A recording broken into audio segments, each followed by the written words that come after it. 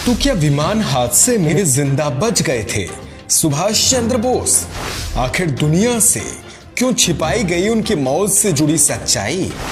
सब कुछ जानते समझते भी क्यों चुप रही कांग्रेस की सरकार? दोस्तों, ये वो कुछ सवाल हैं जो आज भी अबूझ पहेली बने हुए हैं, लेकिन फिर भी कुछ ऐसे सबूत सामने आए हैं जिनसे ये बात साफ होती है कि सुभाष चंद्र बोस की मौत विमान हादसे में तो नहीं हुई थी। आखिर क्या है पूरा सच, इस वीडियो में हम आपको यही बताएंगे। चलिए शुरू कर लेते हैं। साल था 1897 और तारीख थी 23 जनवरी। यह वो दिन था जो इतिहास के सुनहरे पन्नों में दर्ज हो गया। इस दिन स्वतंत्रता आंदोलन के महानायक सुभाष चंद्र बोस का जन्म हुआ।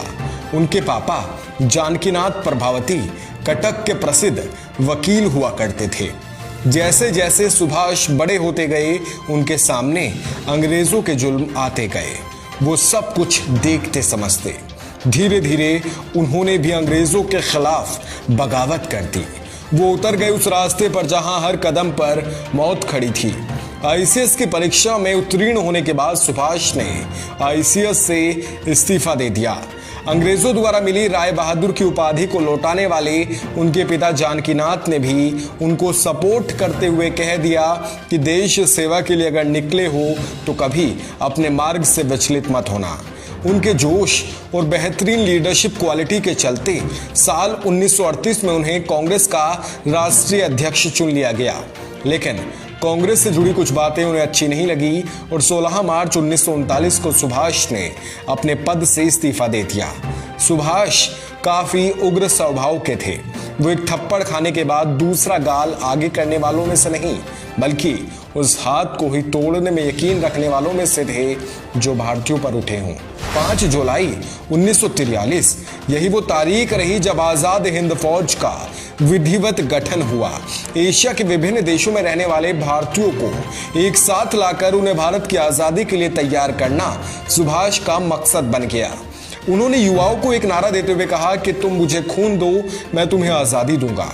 उनके इस नारे ने युवाओं में क्रांति की लहर छेड़ दी।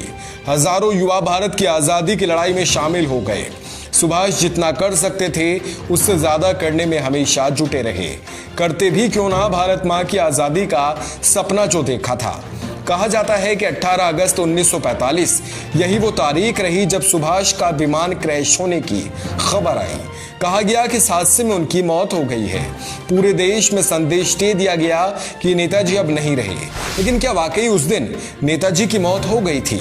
अगर सबूतों पर गौर करें तो शायद उस दिन उनकी मौत नहीं हुई थी। क्या है आखिर वो सबूत? आइए जान लेते हैं। जवाहरलाल नेहरू की बहन विजयलक्ष्मी का बयान। पंडित जवाहरलाल नेहरू की बहन विजयलक्ष्मी पंडित ने मीडिया में एक बयान दिया। उन्होंने कहा कि मेरे पास एक ऐसी खबर है जो हिंदुस्तान में तहलका मचा देगी, शायद आज़ादी से भी बड़ी खबर, पर वो उसको बता नहीं सकती क्योंकि उनके भाई ने उनको ऐसा करने से मना किया है।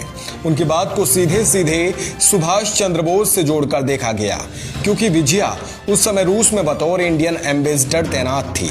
बताया जाता है कि उन्होंने सुभाष को रूस में देखा भी था। मॉस्को में रामकृष्ण मिशन के मुखिया स्वामी ज्योति रूपानंद ने भी कुछ टाइम पहले ही एक बयान देते हुए कहा था कि एक बार विजया को सुभाष के पास लेकर जाया गया था और उन्होंने जेल में बंद सुभाष को एक छेद के जरिए देखा था। विजया ने इसकी जानकारी तत्कालीन कांग्रेस सरकार को भी दी, पर फिर भी इस मामले में न जाने क्या सोचते हुए भारत सरकार कोई ठोस कदम नहीं उठा सकी। दूसरा प्रमाण, फैक्ट्स को अगर सही माना जाए तो 18 अगस्त 1945 को नेताजी सुभाष चंद्र बोस ने टोक्यो हवाई अड्डे से उड़ान भरी, लेकिन वो पहुंचते उससे पहले ही लापता हो गए। जापान की एक संस्था ने उसी साल यानी 1945 में 23 अगस्त को यह खबर जारी करते हुए कहा कि नेताजी के विमान का ताइवान में एक्सीडेंट हुआ, जिसके चलते उनकी मौत हुई। लेकिन इस खबर के कुछ दिनों बाद जापान सरकार ने इस बात को लेकर साफ कहा कि 18 अगस्त 1945 को ताइवान में कोई विमान हादसा हुआ ही नहीं। अब जब ताइवान में हादसा ही नहीं हुआ तो नेताजी की मौत कैसे हो गई? तीसरा सबूत, जब जांच समिति ने कहा नहीं हुआ हादसा। सुभाष चंद्र बोस की मौत से जुड़े मामले की पड़ताल के लिए सरकार ने 1956 में शाहनवाज खान समिति, 1970 में जीडी खोसला समिति और 2006 में एम के मुखर्जी आयोग बनाया। लेकिन